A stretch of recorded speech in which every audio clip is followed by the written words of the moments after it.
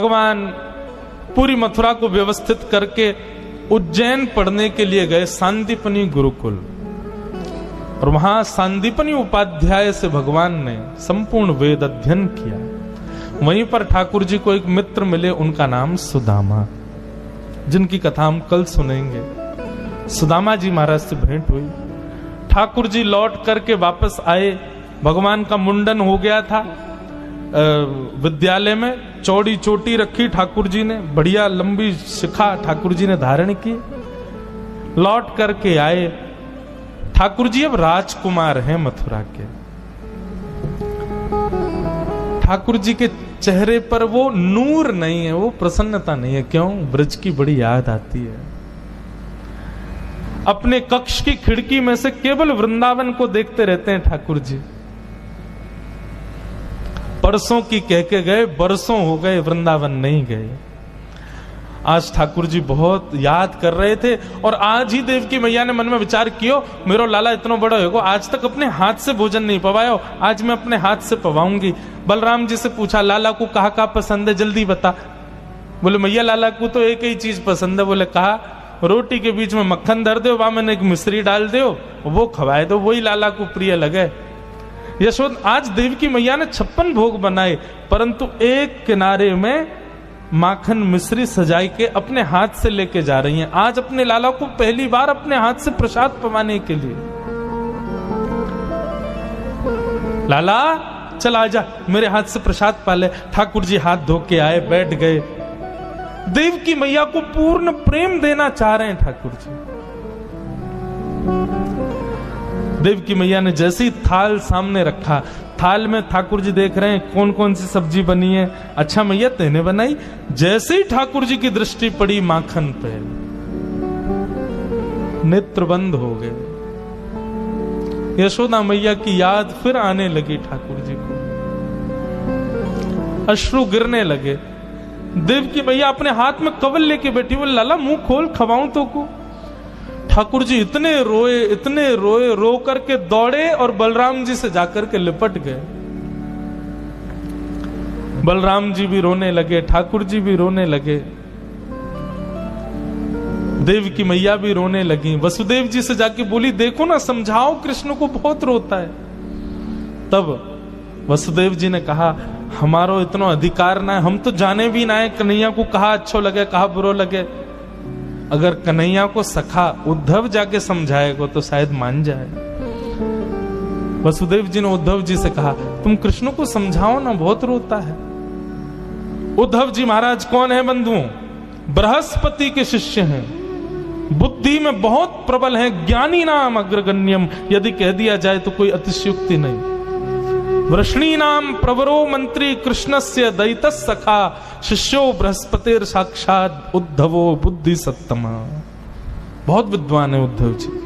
उद्धव जी गए, ठाकुर जी को कक्ष में लेके अंदर से किवाड़ बंद की। ये परब्रह्म है।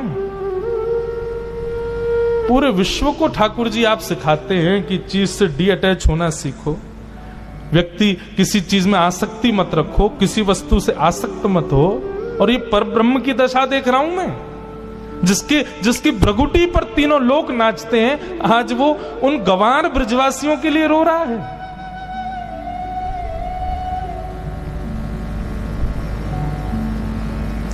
ठाकुर जी बोले, उद्धव तुमने कभी प्रेम देखा है अपने जीवन में? उद्धव बोले, अभी अवकाश नहीं मिला, पढ़ने से फुर्सत नहीं मिली। बृहस्पति के यहां इतने समय पढ़ता रहा, इन सब चीजों के लिए मुझ पर समय नहीं, और ना मैं करना चाहता। भगवान बोले, तो फिर नहीं समझ पाओगे। आसक्ति अलग बात है उद्धव। आसक्ति होती तो वृंदावन दूर नहीं है यहां से, मैं सुबह जाके शाम को आ सकता हूं। आसक्ति होती तो ब्रजवासियों के लिए भी मथुरा दूर नहीं है, वो दिन में 4 बार मुझसे मिलने आ सकते हैं। ये आसक्ति नहीं है, ये प्रेम है। यहां मिलने की भी इच्छा नहीं है, पर स्मृति है, ये आसक्ति नहीं है उद्धव। उद्धव बड़ी बड़ी बातें करने लगा तो भगवान बोले, सुन इधर आ, तुम जाके ये सब जो मुझे समझा रहे हो, ये ब्रजवासियों को समझा दोगे? उद्धव बोला, ऐसा समझाऊंगा जीवन में याद नहीं करेंगे आपको। भगवान बोले, तो फिर ठीक है, जाओ। और सुन इधर आ, अपना मोर पंख निकाल के उद्धव के मुकुट में लगा दिया, अपना पटका उतार करके उद्धव को पहना दिया, और चंदन का इत्र जो ठाकुर जी लगाते हैं वो उद्धव को लगा दिया। अब जाओ। बोले ये सब क्यों? बोले क्योंकि इसके बगैर तुम गए ना तो ब्रजवासी तुझे देखेंगे भी नहीं, इसके साथ जा वृंदावन। उद्धव जी महाराज कह के गए। भगवान बोले कब आएगा उद्धव? बोले शाम तक आ जाऊंगा। वो ठीक है, मिलते हैं फिर शाम। 6 महीना बाद लौट के आया उद्धव। 6 महीना तक भूल गया कि मैं वृंदावन में हूं। इसी को उद्धव गोपी संवाद कहते हैं। प्रेम की चरमोत्कृष्ट स्थिति है उद्धव गोपी संवाद। उद्धव जी वृंदावन गए।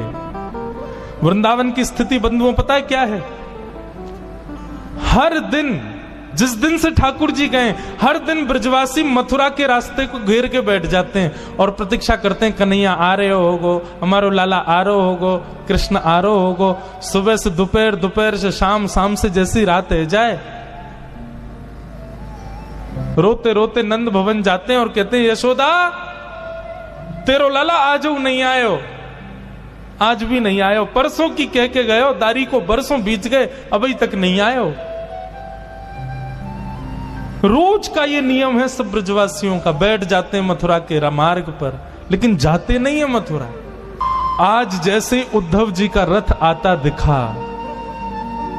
ओहो, रथ देखते ही मानो ब्रजवासियों के प्राण आ गए। सब दौड़ गए, बोले अरे लाला आगो, कन्हैया आगो, हमारो कन्हैया आगो, हमारो श्याम सुंदर आगो, हमारो मधुसूदन आगो। सब दौड़न लगे। बोले हम तो पहले ही जाके मिल लेंगे, लाला को गोदी में उठा लेंगे, लाला को हृदय से लगा लेंगे। ठाकुर जी का सबसे प्रिय मित्र मधुमंगल नेत्रों से आंसू गिर रहे हैं, मेरो कन्हैया आगो, मेरो लाला आगो। श्री दामा ठाकुर जी का दूसरा मित्र एक वृक्ष के नीचे थोड़ी दूर तो दौड़ा, फिर वृक्ष के नीचे बैठ गया। मधुमंगल बोलो अरे तू बैठ क्यों गयो? ठाकुर जी आ गए, हमारो लाला आ गयो, चलना जल्दी। श्री दामा बोलो मैं नहीं जाऊंगा यहाँ के पास, परसों की कह के गयो, परसों बाद आ रहा है, आज यहाँ से बातें ही नहीं करूंगा। आंदे या को या तो मिलनो ही ना है मोकू, या तो मना कर दियो मेरे पास नहीं आवे। मधुमंगल बोलो तू है जा नाराज, हम तो जा रहे हैं।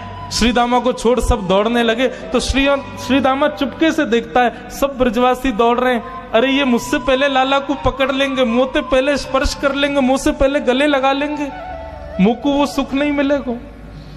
श्रीदामा दौड़न लगो। मधुमंगल बोलो अरे अब क्यों दौड़ रहे हो? तू तो मना कर रहा हो ना, नहीं मिलेगा लाला से, फिर क्यों आ गए हो? श्रीदामा बोलो अरे मधुमंगल नाराज बाद में है जाऊंगा, पहले लाला को हृदय से तो लगा लो। इतनी पीड़ा, इतनी वेदना सही है बरसों तक हमने, आज लाला को अंक में तो भर लो, एक बार गले लगा के फिर रूठ के चलो जाऊंगा, फिर नहीं मिलूंगा ऐसे। रथ बीच रास्ते में ही घेर लिया सब ब्रजवासियों। रथ का पर्दा हटा करके जैसे ही उद्धव जी बाहर आए, ब्रजवासियों ने उद्धव को देखा ही नहीं। ब्रजवासी सब अभी भी रथ के अंदर ही झांक रहे थे कि पर्दे के अभी ये कोई सेनापति आया है, कृष्ण अभी भीतर बैठे होंगे। सब उचक उचक के देख रहे थे। उद्धव जी बोले जय श्री कृष्ण। मधुमंगल श्री राम बोले हाँ भैया जय श्री कृष्ण, किनारे हटना तू, जल्दी खोल, लाला को बुला बाहर। उद्धव बोले और कोई नहीं है रथ में, मैं ही आया हूं, मैं कृष्ण का सखा हूं, मेरा नाम उद्धव है। श्री कृष्ण आप सबको बहुत स्मरण करते हैं, इसलिए उन्होंने मेरे द्वारा आप सबके लिए पत्र भेजा, स्मृति पत्र भेजा। जैसे ब्रजवासियों ने सुना स्मृति पत्र भेजा है,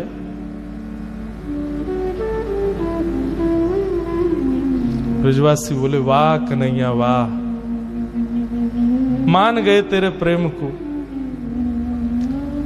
वर्षों तक आयो नहीं, परसों को वादो करके, वर्षों बाद याद आई तो सखा भेज दियो स्मृति पत्र के संग।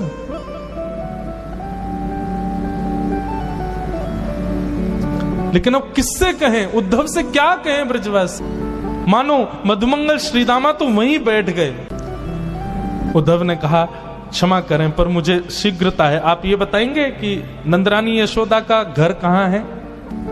मधुमंगल बोला नदी दिख रही है, इसके किनारे किनारे चले जाओ, इस नदी का जहां उद्गम है ना वही है नंदरानी यशोदा का घर।